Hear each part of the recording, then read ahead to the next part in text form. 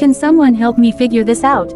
I'm Vanessa, 28F. I moved into a quiet suburban street in Columbus, Ohio, last spring. It was the kind of neighborhood where people waved from their lawns, and the loudest noise you'd hear at night was a dog barking 2 blocks away. Perfect for a fresh start after my messy breakup. The only strange thing was the house directly across from mine, an old 2-story with peeling paint and curtains always drawn. People in the neighborhood called it the Lockwood Place. I figured it was just empty, until I saw the light. It was a Thursday night, around 11 p.m., when I noticed a dim glow behind the second-floor window. I could make out a shadow pacing back and forth. Curious, I stepped out onto my porch for a better look. The figure stopped, almost like it felt me watching. Then, the light went out. The next morning, I casually asked my neighbor, Mr. Harris, about the house.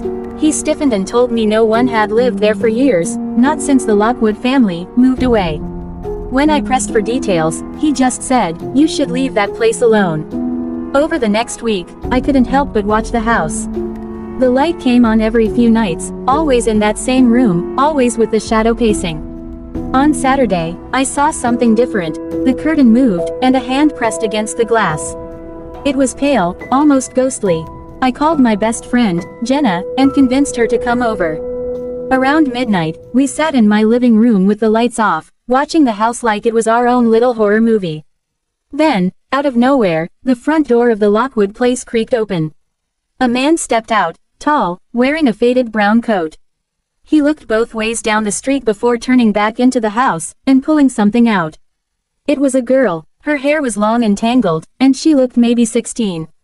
She didn't fight, didn't scream, just stared blankly ahead as he led her to an old van parked beside the house. Jenna grabbed my arm so hard I thought she'd bruise it. I wanted to call the police, but here's the thing, I already had. Twice. The first time, they said no one lived there. The second time, they checked and told me the place was empty.